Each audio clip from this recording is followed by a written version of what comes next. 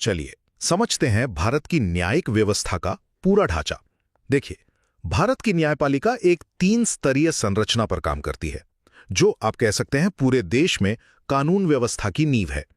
तो पहला, सबसे ऊपर आता है भारत का सर्वोच्च न्यायालय, यानी कि सुप्रीम कोर्ट।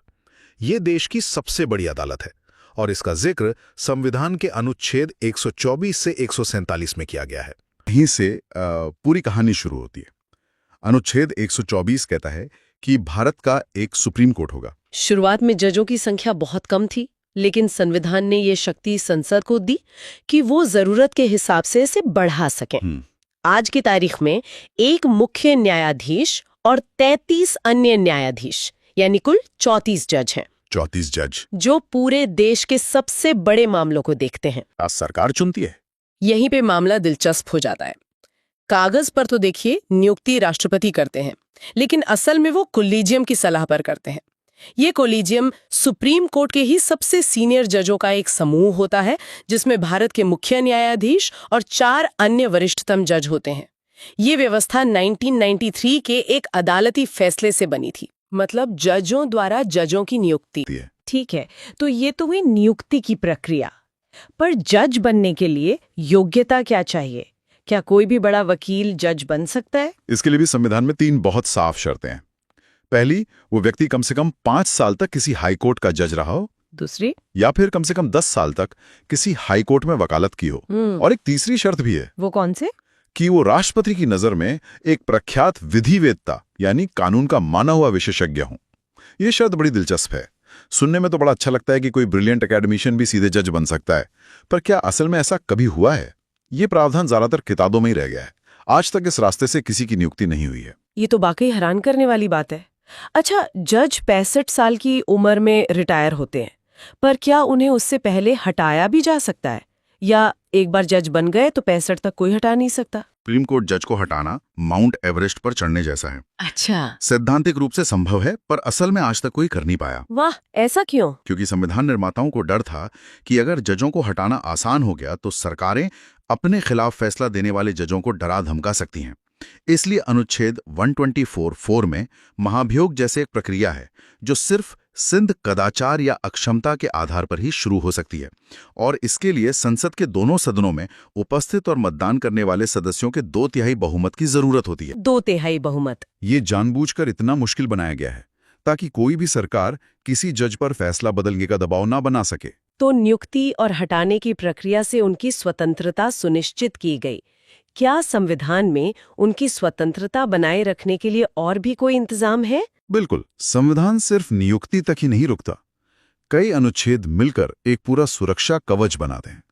जैसे एक बार जज नियुक्त हो गए तो अनुच्छेद 125 के तहत उनके कार्यकाल में उनका वेतन कम नहीं किया जा सकता, ताकि कोई वित्तीय दबाव न बना सके। सही। अनुच्छेद 126 ये सुनिश्चित करता है कि अगर चीफ जस्टिस का पद खाली हो तो काम ना रुके, तुरंत एक कार्यकारी चीफ जस्टिस नियुक्त हों। यहां तक कि अनुच्छेद 127 और 28 के तहत काम का बोझ ज्यादा होने पर अस्थायी तौर पर हाईकोर्ट के जजों या रिटायर्ड जजों को भी मदद के लिए बुलाया जा सकता है। मतलब मकसद एक ही है? हाँ, एक ही मकसद, एक आत्मनिर्भर और बिना रुके काम करने वाली न्यायपालिका। ठीक है, तो हमने ये तो समझ लिया कि जजों को स्वतंत्र रखने के लिए संविधान ने कितनी मजबूत दीवारें खड़ी की हैं। लेकिन इस किले के अंदर आखिर कोर्ट करता क्या है? उसकी शक्तियों का दायरा क्या है? कहां से शुरू होता है? इसकी शुरुआत होती है अनुच्छेद 129 से, जो सुप्रीम कोर्ट को अभिलेख न्यायालय या कोर्ट ऑफ रिकॉर्ड का दर्जा देता है। ओके। इसके 2 बहुत गहरे मतलब हैं। ओके। पहला, सुप्रीम कोर्ट का हर फैसला एक रिकॉर्ड है, एक कानून है। देश की बाकी सभी अदालतें उसे एक मिसाल मानकर अपने फैसले सुनाने के लिए बाध्य हैं। और दूसरा मतलब? दूसरा मतलब ज्यादा शक्तिशाली है। कोर्ट को अपनी अवमानना यानी अपनी तौहीन के लिए सजा देने का अधिकार है। अवमानना मतलब अगर कोई व्यक्ति या संस्था कोर्ट के फैसले को मानने से इनकार करे या उसकी गरिमा पर सवाल उठाए तो कोर्ट उसे 6 महीने तक की जेल भेज सकता है। ये शक्ति सुनिश्चित करती है कि कोर्ट के आदेश सिर्फ कागज पर न रह जाएं, उनका पालन हो। ये तो हुई कोर्ट की अपनी गरिमा बनाए रखने की शक्ति। लेकिन वो कौन से मामले हैं जो सीधे सुप्रीम कोर्ट में ही जा सकते हैं? इसके लिए है अनुच्छेद 131 यानी मूल क्षेत्राधिकार। आप इसे ऐसे समझिए, अगर आपके और आपके पड़ोसी में झगड़ा हो तो आप पहले निचली अदालत जाते हैं, है ना? हाँ, लेकिन अगर दो राज्यों, मान लीजिए कर्नाटक और तमिलनाडु में पानी को लेकर झगड़ा हो, या केंद्र और पश्चिम बंगाल सरकार में किसी कानून को लेकर टकराव हो, तो वे निचली अदालत नहीं जाते। ऐसे हाई प्रोफाइल मामलों के लिए सुप्रीम कोर्ट ही पहली और आखिरी अदालत है। अच्छा, ये तो हमारे संघीय ढांचे के लिए बहुत जरूरी है। बिल्कुल, ये उसकी नींव है, केंद्र और राज्यों के बीच संतुलन बनाती है। और आम लोगों के लिए तो ये अपील करने की सबसे बड़ी अदालत है ना, हाईकोर्ट के बाद। हाँ, अनुच्छेद 132, 133 और 134 संवैधानिक, सिविल और क्रिमिनल मामलों में हाई कोर्ट के फैसलों के खिलाफ अपील का अधिकार देते हैं। लेकिन एक शर्त है। शर्त? हाँ, अनुच्छेद 134A के मुताबिक हाई कोर्ट को एक सर्टिफिकेट देना होता है कि हाँ, इस मामले में कानून का कोई ऐसा महत्वपूर्ण सवाल जुड़ा है जिसकी व्याख्या सुप्रीम कोर्ट को ही करनी चाहिए। लेकिन मैंने सुना है कि एक ऐसी शक्ति भी है जो इन सब नियमों से परे है, जिसे सुप्रीम कोर्ट की सुपर पावर या ब्रह्मास्त्र कहा जाता है। अनुच्छेद 136, विशेष अनुमति याचिका या SLP। आपने बिल्कुल सही शब्द इस्तेमाल किया, ब्रह्मास्त्र। ये वाकई एक असाधारण शक्ति है। इसके तहत सुप्रीम कोर्ट सैन्य अदालतों को छोड़कर भारत की किसी भी अदालत या ट्रिब्यूनल के किसी भी फैसले, आदेश या सजा के खिलाफ अपील सुनने की अनुमति दे सकता है। एक मिनट, मुझे ये ठीक से समझ नहीं आया। मतलब अगर कोई केस हर अदालत में हर स्तर पर हार चुका है और तकनीकी रूप से अपील के सारे रास्ते बंद हो चुके हैं, तो भी सुप्रीम कोर्ट कह सकता है कि नहीं, हम इसे सुनेंगे? हाँ, बिल्कुल यही मतलब है। ये शक्ति किसी भी कानून या नियम से बंधी नहीं है। किसी भी नियम से नहीं? जी, ये पूरी तरह सुप्रीम कोर्ट के विवेक पर निर्भर करती है। इसका मकसद सिर्फ एक है, ये सुनिश्चित करना कि न्याय की प्रक्रिया में कहीं कोई गंभीर चूक ना हो जाए। अगर कोर्ट को लगता है कि किसी फैसले से घोर अन्याय हुआ है, तो वो SLP के जरिए हस्तक्षेप कर सकता है। तो ये न्याय का आखिरी सुरक्षा वाल्व है। बिल्कुल। ये तो सच में बहुत बड़ी शक्ति है। लेकिन क्या इतनी शक्तियों के साथ कोर्ट से कभी कोई गलती नहीं हो सकती? क्या वो अपने ही फैसले को पलट सकता है? जरूर पलट सकता है, और यही एक मजबूत संस्था की निशानी है। अनुच्छेद 137 ये सुप्रीम कोर्ट को अपने ही दिए गए किसी फैसले की समीक्षा करने यानी रिव्यू करने की शक्ति देता है। अच्छा। अगर बाद में कोई नई जानकारी सामने आती है या लगता है कि फैसले में कोई तथ्यात्मक गलती रह गई थी, तो कोर्ट उसे सुधार सकता है। इसी शक्ति की वजह से हमारे कानून समय के साथ विकसित होते रहते हैं। इनमें बहुत चर्चा होती है अनुच्छेद 142, पूर्ण न्याय करने की शक्ति। अयोध्या मामले से लेकर हाल के चंडीगढ़ मेयर चुनाव तक इसका जिक्र बार बार आता है। ये SLP से कैसे अलग है? ये SLP से भी एक कदम आगे है। एक कदम आगे? हाँ, SLP तो किसी मामले को सुनने का दरवाजा खोलती है, लेकिन अनुच्छेद 142 उस मामले में न्याय करने की असीमित शक्ति देता है। ये कहता है कि अगर किसी केस में इंसाफ करने के लिए मौजूदा कानून या नियम आड़े आ रहे हैं, तो सुप्रीम कोर्ट उन नियमों को लांघकर सीधे वो आदेश दे सकता है जो पूर्ण न्याय के लिए जरूरी हो। कानून को लांघकर, ये तो बहुत बड़ी बात है। हाँ। और जब कोर्ट इन शक्तियों का इस्तेमाल करके कोई फैसला दे देता है, तो उसकी क्या हैसियत होती है? अनुच्छेद 141 इसका जवाब देता है। वो कहता है कि सुप्रीम कोर्ट का फैसला भारत की सभी अदालतों के लिए पत्थर की लकीर है। पत्थर की लकीर? हाँ, वो सिर्फ एक फैसला नहीं बल्कि भविष्य के लिए कानून बन जाता है। तो अनुच्छेद 137 समीक्षा, 141 बाध्यकारी कानून और 142 पूर्ण न्याय, ये तीनों मिलकर सुप्रीम कोर्ट को संविधान का अंतिम व्याख्याकार और संरक्षक बनाते हैं। ये तो हुई कोर्ट की न्यायिक शक्तियां, लेकिन संस्था को चलाने के लिए भी तो कुछ नियम कायदे होते होंगे। क्या वो भी सरकार बनाती है? नहीं, और यही न्यायिक स्वतंत्रता का एक और पहलू दिखता है। अनुच्छेद 145 के तहत सुप्रीम कोर्ट अपने कामकाज के नियम खुद बनाता है। अच्छा, अपने नियम खुद? हाँ, कोर्ट की प्रक्रिया क्या होगी, कौन सा केस कौन सुनेगा, ये सब कोर्ट ही तय करता है। इसी अनुच्छेद में यह भी लिखा है कि संविधान की व्याख्या से जुड़े किसी भी मामले की सुनवाई के लिए कम से कम 5 जजों की बेंच होना जरूरी है, जिसे हम संवैधानिक पीठ कहते हैं। और कोर्ट के खर्चों का क्या? स्टाफ की सैलरी, बिल्डिंग का रखरखाव, इसके लिए तो सरकार पर ही निर्भर रहना पड़ता होगा। नहीं, अनुच्छेद 146 ये सुनिश्चित करता है कि कोर्ट के सारे प्रशासनिक खर्चे भारत की संचित निधि यानी कंसोलिडेटेड फंड ऑफ इंडिया से दिए जाएंगे। और इसका क्या महत्व है? इसका महत्व ये है कि इस खर्चे पर संसद में वोटिंग नहीं होती। ये उसे सरकार पर आर्थिक रूप से निर्भर होने से बचाता है, ताकि वो बिना किसी वित्तीय दबाव के काम कर सकें। बिल्कुल, ये पर्दे के पीछे के वो नियम हैं जो उस मशीनरी को चलाते हैं जो न्याय देने का काम करती है। एक और अनुच्छेद है जिस पर मेरी नजर गई, अनुच्छेद 143। ये कहता है कि राष्ट्रपति सुप्रीम कोर्ट से सलाह मांग सकते हैं। जी। इसका क्या मतलब है?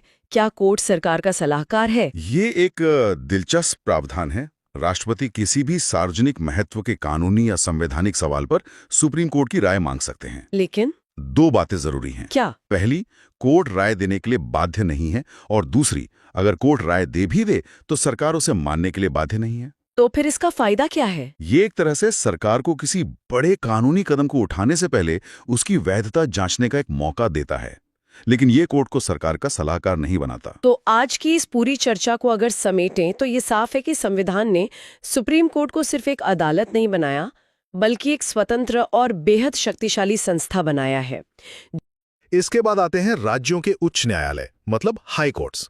ये अपने अपने राज्य में सबसे ऊंची न्यायिक संस्था होती है। इनके बारे में आपको अनुच्छेद 214 से 231 में जानकारी मिलेगी। और देखते हैं कि इन कानूनी धाराओं के पीछे का असली मतलब क्या है। तो इस इमारत की पहली ईंट है अनुच्छेद 214। ये कहता है कि हर राज्य के लिए एक हाई कोर्ट होगा। सुनने में तो बड़ा सीधा और सरल लगता है। सीधा है, हाँ, लेकिन इसमें एक बहुत ही समझदारी वाला लचीलापन छिपा है। अच्छा। जी, संविधान बनाने वालों ने भविष्य की जरूरतों को पहले ही सोच लिया था। इसीलिए अनुच्छेद 231 संसद को ये शक्ति देता है कि वो कानून बनाकर 2 या 2 से ज्यादा राज्यों के लिए एक ही साझा हाईकोर्ट बना सकती है। हाँ, जैसे पंजाब और हरियाणा का एक ही हाईकोर्ट है चंडीगढ़ में। बिल्कुल। या फिर गुवाहाटी हाईकोर्ट जो असम के साथ साथ नागालैंड, मिजोरम और अरुणाचल प्रदेश के लिए भी काम करता है। बिल्कुल। अब आते हैं अनुच्छेद 215 पर। यह कहता है कि हाईकोर्ट अभिलेख न्यायालय या कोर्ट ऑफ रिकॉर्ड होगा। ये सुनने में थोड़ा भारी शब्द लगता है। इसका असली में क्या मतलब है? हाँ, ये शब्द थोड़ा तकनीकी है। इसे ऐसे समझिए कि हाईकोर्ट एक ऐसा इतिहासकार है जिसकी लिखी हर बात को अंतिम सत्य माना जाता है। अच्छा।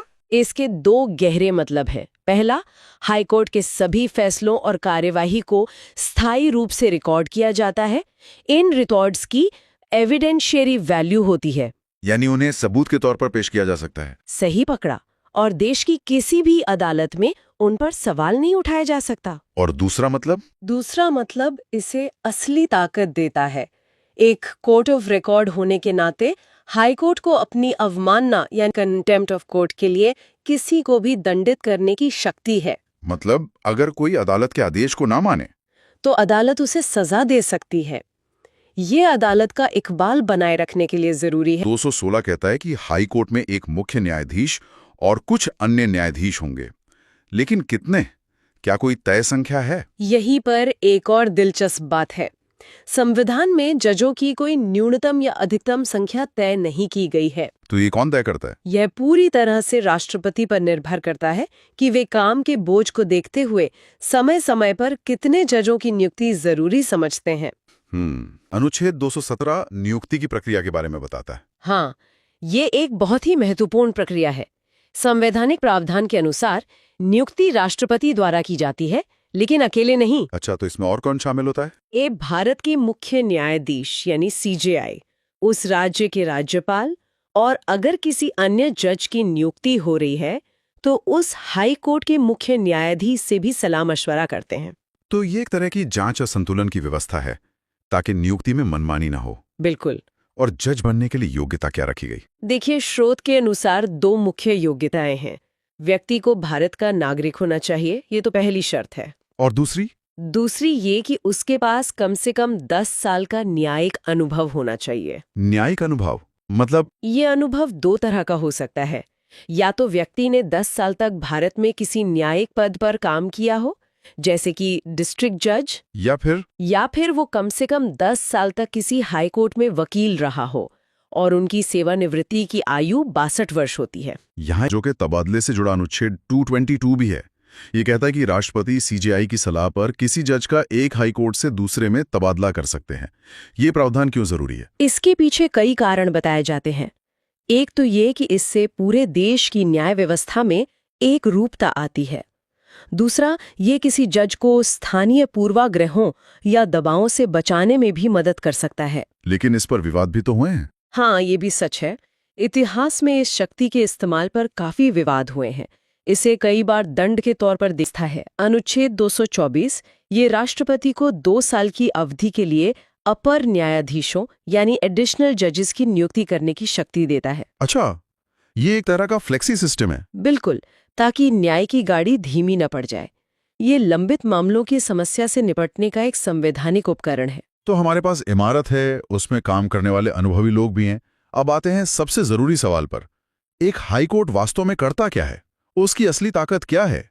मुझे लगता है यहाँ अनुच्छेद 226 का जिक्र सबसे पहले होना चाहिए। बिना किसी शक के अनुच्छेद 226 हाई कोर्ट के तर्कश का सबसे शक्तिशाली तीर है।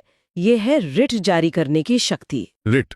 जी, अगर किसी भी नागरिक के मौलिक अधिकारों का हनन होता है तो वो सीधे सुप्रीम कोर्ट जा सकता है या फिर सीधे हाई कोर्ट। लेकिन यहाँ एक बहुत ही आकर्षक बारीकी है। वो क्या? हाई कोर्ट की रिट जारी करने की शक्ति कुछ मामलों में सुप्रीम कोर्ट से भी ज्यादा विस्तृत है। ज्यादा विस्तृत? ये तो सुनने में बड़ा अजीब लगता है। सुप्रीम कोर्ट तो सर्वोच्च है, ये कैसे हो सकता है? ऐसा इसलिए है क्योंकि सुप्रीम कोर्ट अनुच्छेद 32 के तहत केवल मौलिक अधिकारों के उल्लंघन पर ही रिट जारी कर सकता है। केवल मौलिक अधिकार? हाँ, जबकि हाई कोर्ट अनुच्छेद 226 के तहत मौलिक अधिकारों के साथ साथ किसी भी अन्य कानूनी अधिकार के उल्लंघन पर भी रिट जारी कर सकता है। क्या आप इसे एक उदाहरण से समझा सकती हैं? जरूर। मान लीजिए सरकार आपकी जमीन का अधिग्रहण करती है, लेकिन आपको उचित मुआवजा नहीं देती। संपत्ति का अधिकार अब मौलिक अधिकार नहीं बल्कि एक कानूनी अधिकार है। इस मामले में आप सीधे सुप्रीम कोर्ट नहीं जा सकते, लेकिन आप अनुच्छेद 226 के तहत हाई कोर्ट जरूर जा सकते हैं। करण ने बिना कोई कारण बताए आपकी दुकान का लाइसेंस रद्द कर दिया। ये आपके व्यापार करने की कानूनी अधिकार का हनन है। आप सीधे हाई कोर्ट जा सकते हैं और अदालत से मदद मांग सकते हैं? हाँ, और मैंडेमिस रिट की मांग कर सकते हैं। मतलब अदालत उस प्राधिकरण को अपना कानूनी कर्तव्य पूरा करने का आदेश दे सकती है। ये नागरिकों के हाथ में एक ब्रह्मास्त्र जैसा है। तो रिट जारी करना एक तरह से नागरिकों को सीधे बचाने की शक्ति हुई। लेकिन क्या हाई कोर्ट का काम सिर्फ समस्याओं को सुलझाना है या वो पूरे सिस्टम पर नजर भी रखता है? यही पर शायद अधीक्षण की शक्ति का जिक्र आता है ना? बिल्कुल सही। यही अनुच्छेद 227 तस्वीर में आता है, पावर ऑफ सुपरिंटेंडेंस। अगर अनुच्छेद 226 एक सर्जन का चाकू है जो किसी खास समस्या का ऑपरेशन करता है, तो अनुच्छेद 227 एक एडमिनिस्ट्रेटर की नजर है जो पूरे अस्पताल के कामकाज पर निगरानी रखता है। क्या बात है, बेहतरीन एनालॉजी है। हाई कोर्ट अपने अधिकार क्षेत्र में आने वाली सभी अधीनस्थ अदालतों और न्यायाधिकरणों का सुपरवाइजर है। तो वो निचली अदालतों का हेडमास्टर है? हाँ, कह सकते हैं। वो उनके कामकाज की निगरानी करता है, उनसे जवाब तलब कर सकता है, उनके रिकॉर्ड्स की जांच कर सकता है, उनके लिए नियम बना सकता है और ये सुनिश्चित करता है कि वे सही तरीके से काम कर रहे हैं। बिल्कुल। ये सिर्फ न्यायिक नहीं बल्कि एक प्रशासनिक शक्ति भी है जो पूरे राज्य की न्याय व्यवस्था को नियंत्रित और अनुशासित रखती है। वाह! और इसी से जुड़ा अनुच्छेद 228 भी है जो मामलों के स्थानांतरण की बात करता है। हाँ, ये भी अधीक्षण की शक्ति का ही एक हिस्सा है। अगर किसी निचली अदालत में कोई ऐसा केस चल रहा है जिसमें संविधान की व्याख्या से जुड़ा कोई महत्वपूर्ण कानूनी सवाल है, तो हाई कोर्ट उस केस को अपने पास मंगवा सकता है। ताकि संविधान की सही व्याख्या हो? जी, ताकि कोई गलती ना हो और संविधान की सर्वोच्चता बनी रहे। ये शक्तियां तो वाकई बहुत व्यापक हैं, लेकिन इतनी बड़ी शक्तियों के लिए संस्था का स्वतंत्र होना भी तो जरूरी है। क्या संविधान में इसकी प्रशासनिक स्वतंत्रता के लिए भी कोई प्रावधान है? निश्चित रूप से, और ये हमें अनुच्छेद 229 पर लाता है। ये कहता है कि हाई कोर्ट के अधिकारियों और कर्मचारियों की नियुक्ति का अधिकार उस हाई कोर्ट के मुख्य न्यायाधीश के पास होगा। तो सरकार का कोई दखल नहीं? नहीं, उनके वेतन और भत्ते भी मुख्य न्यायाधीश ही तय करेंगे। हालांकि राज्यपाल से सलाह जरूरी है। इसका सीधा मतलब है कि हाई कोर्ट अपने स्टाफ और प्रशासन के लिए कार्यपालिका पर निर्भर नहीं है। ये उसकी रोजमर्रा की स्वतंत्रता के लिए एक बहुत महत्वपूर्ण प्रावधान है। और आखिर में अनुच्छेद 230 और 231 जो हाई कोर्ट के अधिकार क्षेत्र के विस्तार की बात करते हैं, वे इस पूरी तस्वीर को कैसे पूरा करते हैं? ये दोनों अनुच्छेद हमारी न्यायिक संरचना के एक चरित्र को दिखाते हैं। अनुच्छेद 230 संसद को शक्ति देता है कि वो किसी हाईकोर्ट के अधिकार क्षेत्र को किसी पड़ोसी केंद्र शासित प्रदेश तक बढ़ा सके, जैसे कैलकाटा हाईकोर्ट का अधिकार क्षेत्र अंडमान और निकोबार तक है। और 231 का जिक्र तो हमने शुरू में ही किया था। जी, कि 2 या 2 से ज्यादा राज्यों के लिए एक साझा हाईकोर्ट बनाया जा सकता है। ये दिखाता है कि हमारी न्याय व्यवस्था राज्यों की सीमाओं में बंधी नहीं है, बल्कि जरूरत के हिसाब से उसे ढाला जा सकता है। तो आज की इस चर्चा से ये बिल्कुल साफ है कि भारतीय संविधान में हाईकोर्ट्स को कितनी मजबूती और सोच समझकर स्थापित किया गया है। उनकी नींव से लेकर जजों की नियुक्ति, उनकी व्यापक रिट शक्तियां और निचली अदालतों पर उनके नियंत्रण तक, ये सब मिलकर उन्हें राज्य में न्याय का सबसे प्रमुख स्तंभ बनाता है। हाँ, या सबसे आकर्षक बात यह है कि हाईकोर्ट सिर्फ अपील सुनने वाली अदालतें नहीं हैं, वे संविधान के संरक्षक हैं, नागरिकों के अधिकारों के रक्षक हैं और तीसरा, सबसे निचले स्तर पर हैं जिला अदालतें, जिन्हें हम डिस्ट्रिक्ट कोर्ट्स भी कहते हैं। ज्यादातर मामले यहीं से शुरू होते हैं और इनका ब्यौरा संविधान के अनुच्छेद 233 से 237 में है। यहीं से न्यायिक स्वतंत्रता की पूरी कहानी शुरू होती है। अनुच्छेद 233 ये सीधे सीधे डिस्ट्रिक्ट जजों की नियुक्ति के बारे में बताता है। जैसा कि यहाँ दिख रहा है, नियुक्ति तो गवर्नर करते हैं, लेकिन इसमें एक बहुत बड़ा लेकिन है। वो ये कि उन्हें राज्य के हाईकोर्ट से सलाह मशवरा करना ही होगा, और ये सिर्फ एक फॉर्मेलिटी नहीं बल्कि एक अनिवार्य कदम है। यही वो चेक एंड बैलेंस है जो सरकार के सीधे कंट्रोल को लिमिट करता है और न्यायपालिका की आजादी की पहली दीवार खड़ी करता है। तो फिर इस कुर्सी पर बैठने के लिए काबिल कौन है? संविधान 3 मोटी मोटी शर्तें रखता है। पहली, वो व्यक्ति पहले से किसी सरकारी नौकरी में न हो। दूसरी, उसे कम से कम 7 साल वकालत का अनुभव हो। और तीसरी, जो सबसे जरूरी है, हाई कोर्ट उसकी नियुक्ति के लिए सिफारिश करे। मतलब अगर कोई वकील 8 साल से प्रैक्टिस कर रहा है और हाई कोर्ट को लगता है कि वो काबिल है, तो उसकी सिफारिश पर गवर्नर उसे डिस्ट्रिक्ट जज बना सकते हैं। अच्छा, डिस्ट्रिक्ट जजों के अलावा जो दूसरे न्यायिक अधिकारी होते हैं, जैसे सिविल जज या जुडिशियल मैजिस्ट्रेट, उनकी भर्ती कैसे होती है? ये हमें अनुच्छेद 234 बताता है। यहाँ एक तरह की टीम काम करती है। स्टेट पब्लिक सर्विस कमीशन यानी PSC परीक्षा करवाता है। सिलेक्शन के बाद हाईकोर्ट से सलाह ली जाती है और फिर आखिर में गवर्नर अपॉइंटमेंट लेटर जारी करते हैं। ये जो PCSJ के एग्जाम्स होते हैं, वो इसी आर्टिकल के तहत होते हैं। तो आप देखिए, हमारे सामने 2 रास्ते साफ साफ दिख रहे हैं। एक तरफ है अनुच्छेद 233 जो अनुभवी वकीलों को सीधे बार से बेंच तक लाता है, और दूसरी तरफ है अनुच्छेद 234 जो कॉम्पिटिटिव एग्जाम्स के जरिए नए टैलेंट को सिस्टम में आने का मौका देता है। रास्ते भले ही अलग हों, पर मंजिल एक ही है, न्याय व्यवस्था में सबसे काबिल लोगों को लेकर आना। अच्छा, जजों को चुन लेना तो बस आधा काम है। असली आज़ादी तो तब पक्की होती है जब न्यायपालिका बिना किसी दखलंदाजी के अपना काम कर सके, और यहीं पर हाई कोर्ट का रोल आता है, जो एक गार्डियन की तरह स्वतंत्रता के संरक्षक के रूप में काम करता है। जी हाँ, अनुच्छेद 235 को यूं ही नहीं बल्कि जुडिशियल इंडिपेंडेंस की रीढ़ यानी बैकबोन कहा जाता है। जैसे रीढ़ की हड्डी हमारे शरीर को सीधा रखती है, सहारा देती है, ठीक वैसे ही ये आर्टिकल निचली अदालतों को हर तरह के बाहरी दबाव से बचाकर मजबूती से खड़ा रखता है। तो ये कंट्रोल कितना गहरा है, जरा देखिए। एक जज की पोस्टिंग कहाँ होगी, उसका प्रमोशन कब होगा, ट्रांसफर, छुट्टी, और यहाँ तक कि उसके खिलाफ कोई अनुशासनात्मक कार्रवाई करनी हो तो उसका अधिकार भी, सब कुछ A to Z high court के हाथ में है। ये एक ऐसा कवच है जो पक्का करता है कि कोई भी जज किसी बाहरी ताकत से न तो डरे और न ही किसी लालच में आए। और अगर इस शक्ति पर कोई शक शुबा हो तो देश की सबसे बड़ी अदालत सुप्रीम कोर्ट ने भी कई बार इस पर अपनी मुहर लगा दी है। कोर्ट ने साफ कहा है कि हाई कोर्ट का ये कंट्रोल सिर्फ नाम का नहीं बल्कि पूर्ण और प्रभावी होना चाहिए। मतलब इसमें किसी भी तरह की सेंधामारी की कोई गुंजाइश नहीं है। अब देखिए, जब इतना बड़ा और इतना जरूरी सिस्टम बनाया जाता है तो ये भी पक्का करना पड़ता है कि उसके नियम, कानून और परिभाषाएं एकदम साफ हों ताकि बाद में कोई कंफ्यूजन न रहे। हमारा संविधान ये काम भी करता है। जैसे कि जब हम डिस्ट्रिक्ट जज कहते हैं तो इसका क्या मतलब है? अनुच्छेद 236 बताता है कि ये एक बहुत बड़ी छतरी है जैसा कि हम यहाँ देख सकते हैं, इसके नीचे सिर्फ डिस्ट्रिक्ट जज ही नहीं बल्कि एडिशनल जज, सेशन जज और भी कई तरह के न्यायिक अधिकारी आते हैं। ये क्लैरिटी पक्का करती है कि कोई भी इन नियमों का गलत मतलब ना निकाल सके। ठीक इसी तरह जुडिशियल सर्विस को भी साफ साफ डिफाइन किया गया है। ये परिभाषा बताती है कि ये सर्विस सिर्फ और सिर्फ न्यायिक काम करने वालों के लिए है। इसका मकसद न्यायपालिका को प्रशासन के दूसरे अंगों से अलग रखना है। और फिर आता है अनुच्छेद 237। ये एक बहुत दूर की सोच रखने वाला प्रावधान है। ये गवर्नर को ये पावर देता है कि वो इन सभी सुरक्षा नियमों को राज्य के मजिस्ट्रेटों पर भी लागू कर सके। ये न्यायपालिका को कार्यपालिका से पूरी तरह अलग करने की दिशा में एक बहुत बड़ा और जरूरी कदम है।